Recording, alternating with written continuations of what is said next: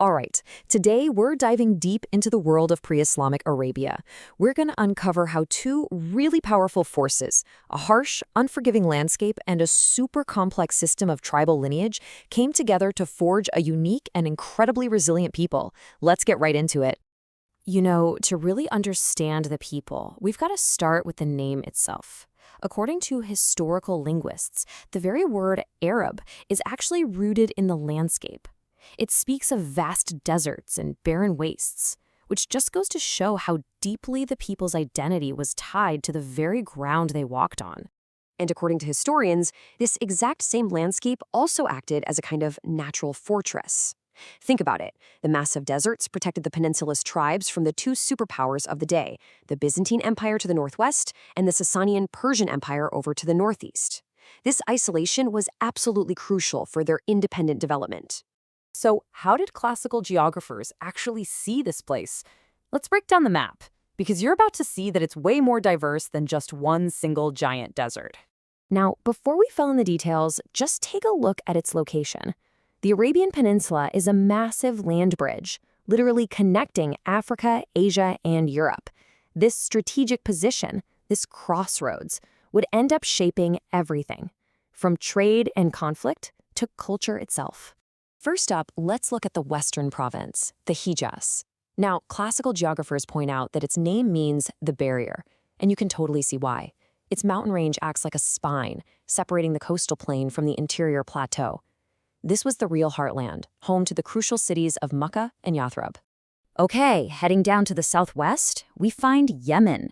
Get this, ancient Roman historians actually called this region Arabia Felix, which means happy or fortunate Arabia. And why? Well, unlike most of the peninsula, its highlands caught the Indian Ocean monsoons. This supported advanced and wealthy agricultural civilizations, like the famous Sabaeans. The huge interior is Najd, or elevated land.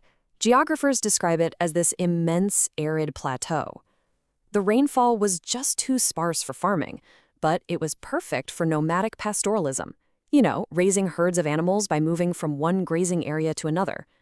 This made it the heartland of the powerful Bedouin tribes. Running right along the western coast is the Tahama. This is a narrow, oppressively hot and humid plain, basically sandwiched between the Red Sea and the Hijaz Mountains.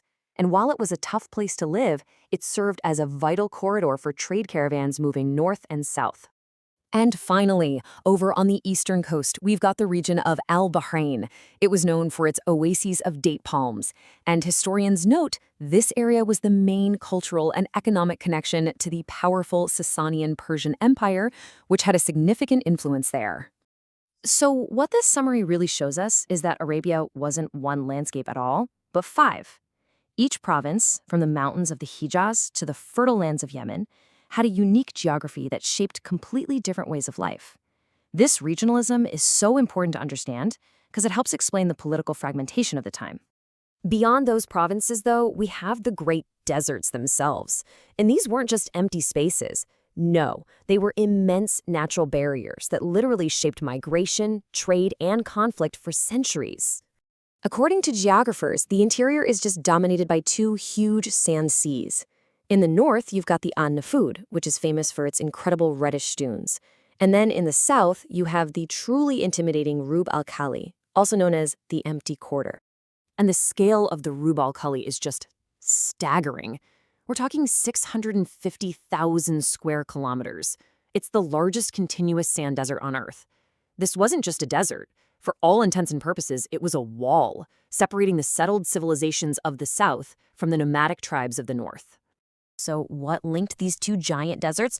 Well, geographers describe this massive bow-shaped corridor of reddish sand called the Ad-Dana.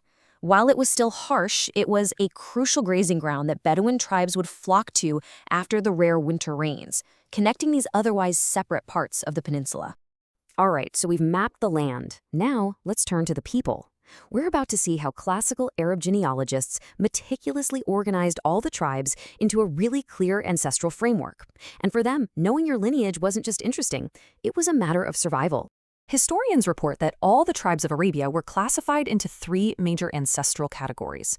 This framework is absolutely essential if you want to understand their perceived origins, their migrations, and all the relationships they had with one another. So let's break down these three categories, one by one.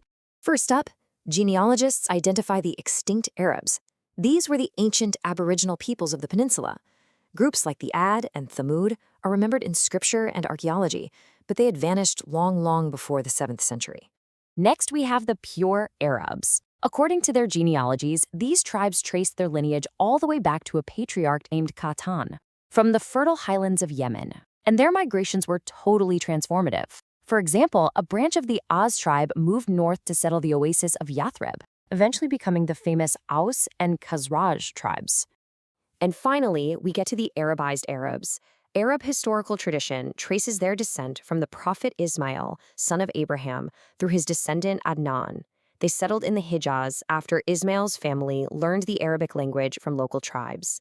And this lineage includes the most famous and powerful tribe of them all, the Quraysh of Makkah. So here's how it all fits together. You can see each classification is tied to its origin point, the ancient extinct Arabs, the Qatanites from the south, and the Adnites from the north.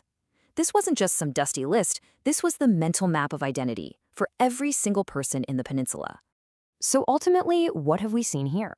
It's that these two massive forces, geography and genealogy, were completely intertwined. The land dictated how you lived, and your lineage dictated who you were. Together, they forged the unique identity of pre-Islamic Arabia. And that leaves us with a pretty provocative question, doesn't it?